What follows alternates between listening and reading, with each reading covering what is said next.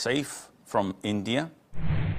Assalamu alaikum, Sheikh. Alaikum assalam wa rahmatullahi wa barakatuh.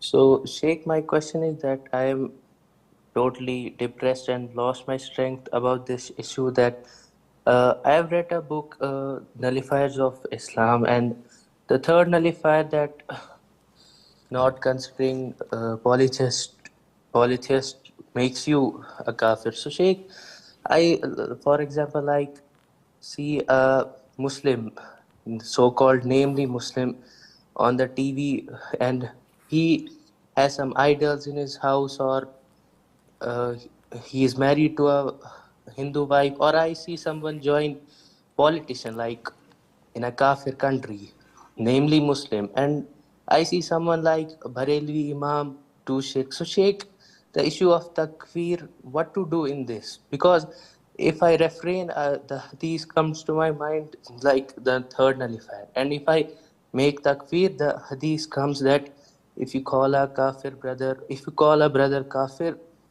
either he is or it will come back to you. So what to do, Sheikh?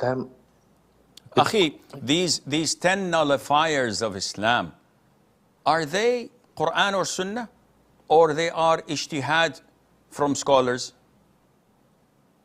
Ijtihad from scholars. So how would you justify taking them as sacred as Quran and making your life so miserable like it is at the moment? Doesn't make any sense. So an honored scholar who spent his life studying Islam comes up with these 10 nullifiers.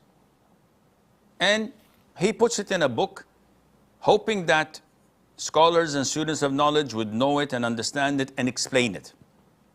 You as a layman cannot come and pick and choose what you want.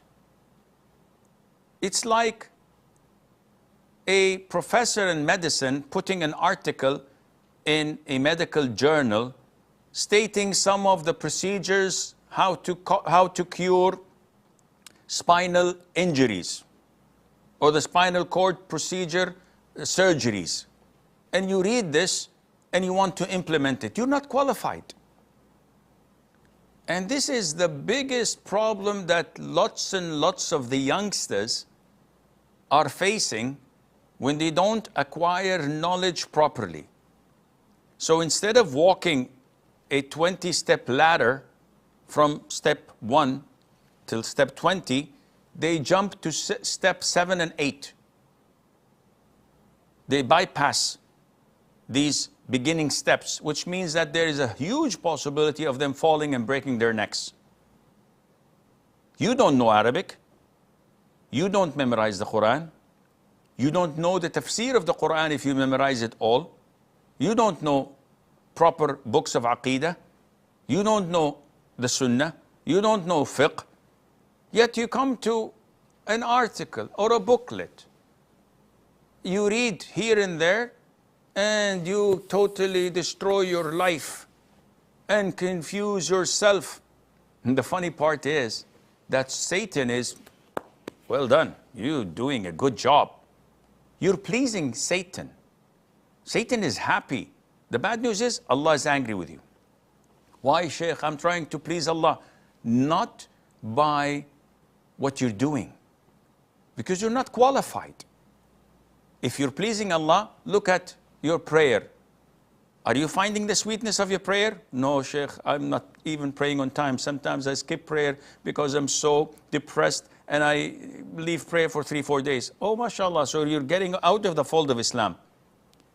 Don't read such articles unless you're supervised by a mentor, a sheikh, who would sit with you and explain each one of them to you.